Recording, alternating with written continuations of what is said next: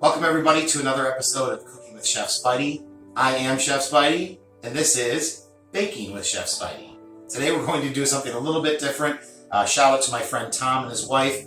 They asked me to make them an upside down cake, pineapple cake today. So what we're going to do is we're going to talk about all the ingredients in the description down below. I'll make sure that I put all of the ingredients and the prep time and all that. Very simple, about 5 minutes of prep time, maybe 35-40 minutes in the oven. It's a very easy recipe. So going through our mise en place real quick, we have our yellow cake mix. Now, yeah, you can use flour and make your own, but sometimes it's just a lot easier to go out and buy a box of cake mix that's already pre-done. So we have yellow cake mix. I have a bowl for the brown sugar and butter. I have another bowl here for when we start cutting up the pineapple. And then we also have our Bundt cake. A little bit of spray.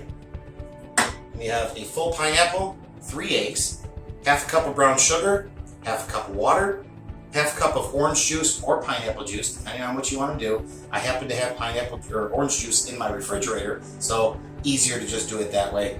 A 1/3 cup of vegetable oil, some maraschino cherries, and a 1/4 cup of melted butter. So let's get right into this.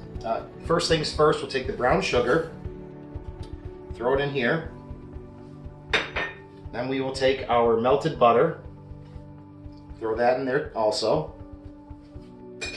Give this a quick mix around, just until everything's kind of incorporated around.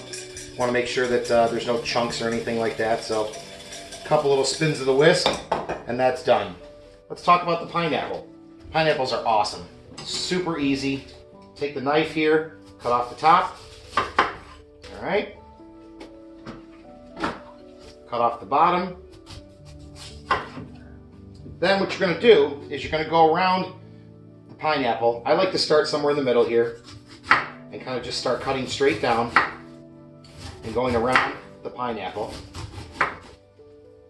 Try not to cut off too much, but you want to make sure that you get that rind skin off the outside of it. Then you can go back and do a little bit more detail once you've gotten most of the main parts of it off. Okay. This is the way I like to do them. Turn it, cut it. Just get all those chunks off. If you see any little bit of green, make sure you come down and you cut them off. Then you come through, cut them down, right? And then you do the same thing. Turn it, cut it. Turn it, cut it. Just get all that. Try not to waste too much of the product. Pineapples are a little bit tricky with the angles and stuff, and it can get kind of slippery too. So as you're cleaning up the pineapple, just get rid of all the excess pieces. Got a little bit too much on the top there still. So what I'm going to do is just take this, let's cut off a little bit more there. Go through and clean it up. Alright. Definitely important to have a sharp knife. And we will also make sure that both sides are cut off. Alright. Now, here's the easy part. So you have this rind, or this core in the middle. Nobody really likes the core, it's super hard. So what I like to do is, I like to just come straight down the middle, right? Especially for an upside down cake, because what we're doing here is we're going to be making half moons, or half crescents.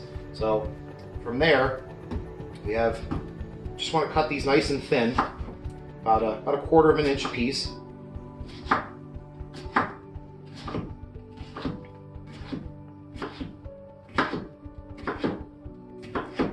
Perfect. We are going to need a good amount of these for this recipe. So cut them all up.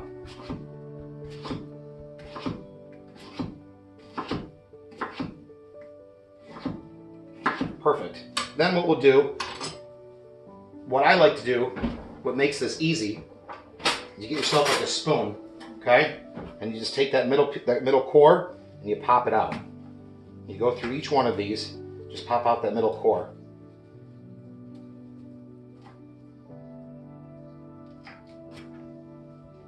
Okay, now that our pineapple's been cut up, we have that half moon crescent and the core's been taken out. we're ready to do a little bit of setting things up. So we've got this melted brown sugar here in the Bundt cake pan. We're going to make sure that we generously spray the pan. The reason that we want to do this generously is because that brown sugar is going to caramelize and it's going to harden. So we really want to make sure that we're not missing any spots with that oil. So even if you got to come through here and just kind of double check, turn it, make sure you get all the different angles. It's okay to get a little bit extra oil on there because ultimately you're putting butter and stuff in there anyway. So from here, that's good. We're just going to take this nice brown sugar and butter. We're going to pour it all the way around the very bottom of the Bundt cake pan. Then we're just going to spread it around and make sure that it's evenly across the bottom. Okay, there's that. Now the tricky part. So this is the part where some people get kind of frustrated with this, but what we're going to do is we're going to take these pineapple pieces, okay, and we're going to put them in the Bundt pan, and in between each one of those, we're going to put a maraschino cherry. Okay, just as a side note, so as I started kind of doing this, I realized that these pieces right here, they're too big. So when you go to put them in, they don't really fit. So what I figured out is if we cut them down the sides, we give them more of like a, you know, like a shape like this where you can cut both of them, they'll fit perfectly into the Bundt pan. And we're going to put a cherry in between them, okay? So sometimes you got to adjust fire. We've talked about that in a lot of my episodes. So check this out. We'll get it all done, and then we'll go over to the next part where we got to start putting the cake together, okay? We'll be right back.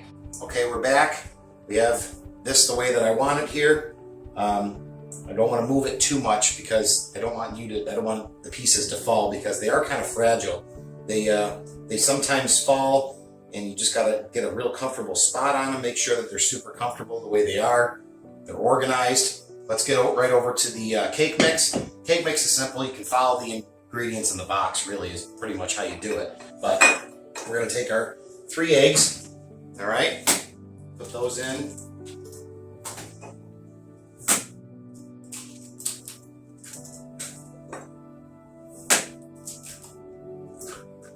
All right, vegetable oil, 1/3 of a cup. 1/2 cup orange juice or pineapple juice, whichever one you got. Then the 1/2 cup of water. We're going to mix this all together. Once this is all mixed up and right where we need it to be, we're going to show you how to pour it in here real gently. And then we're just going to throw it into the oven. Okay? Mix it up. We'll be right back. Our batter has been mixed. Cake batter's done. That in the sink. Now this is the part that can get kind of tricky, and I've watched it done. I haven't actually done this, so this will be my first time doing it. Hopefully we don't mess it up too much, but I mean, cake is cake, right? Let's just take our time with it. So I think one of the methods that I saw online was they said to take a spoon or like an ice cream scooper, right? So drizzling it first to get each piece in between so that these pineapple pieces don't fall apart. So let's try that.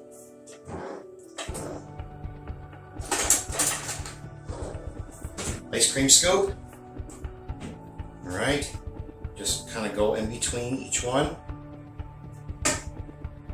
Seems kind of tedious to do it this way, but it makes sense for wanting to get this to settle a certain way. Oh, this is actually coming out really good this way. I think if I decided to just pour it over the top of them, I may have been getting myself into some trouble.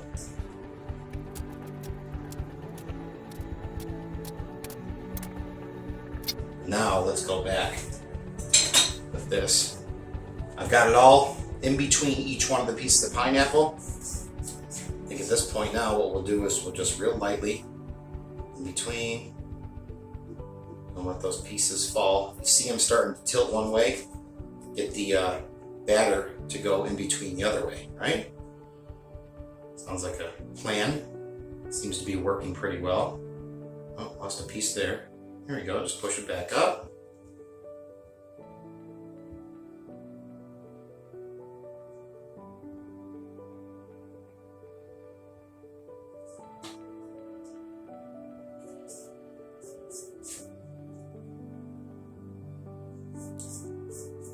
think once we get all the batter in here too, you can kind of come back and push some of the pineapple pieces back up before it goes in the oven. And try and play a little surgeon on the cake here. Okay. Get some tongs.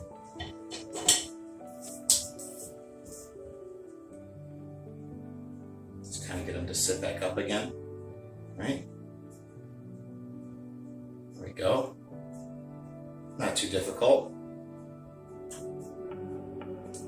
Okay, I'm going to put this into the oven at 325. And what we're looking for is we want this to be where you put a toothpick in it and the toothpick comes out clean. Can't promise that it's going to be 35 minutes, but once it comes out, we'll talk about the amount of time. And then we're gonna have to let it cool and we'll show you how to take it out of the Bundt pan once it's done. So into the oven it goes. We'll come back in about 35-40 minutes and we'll talk about what this should look like and the consistency of it. We'll be right back with the final product. Welcome back, folks. It has been just over 50 minutes. Now, a lot of the recipes that I saw online said to do it for 350, but I was just afraid that the caramel was going to be a little bit too crunchy and caramelized, so I brought the temperature down to 325, assuming that it was probably going to take a little bit longer. So it is done now. Let's get this out of the oven. Looks perfect. Okay. Just like we talked about, take that toothpick, put it down in a couple different spots. You just want to bring it back up and make sure that that toothpick comes out clean. Looks pretty good. A couple different spots. I'm not seeing any type of batter that's sticking to it anywhere. So this is done. Now, the important part is letting this cool. And the reason why we let this cool is because it's going to be kind of tough to get that out of the actual Bundt pan. So I would probably say about another 10 minutes or so of letting this cool, and we'll turn it upside down. We'll show you how to get it out of the pan. Hopefully it comes out really nice. We'll see you in a little bit. Okay, we've been letting this cool for about another 10 to 15 minutes. This is the time to see how this works out. It's still a little bit warm on the top here, around the sides, but I'm going to take this knife, I'm just going to real gently kind of go around the edges, make sure to see if I can kind of just catch any of that, a little bit that may be stuck. Hopefully that helps. Let's see how this goes. All right, plate.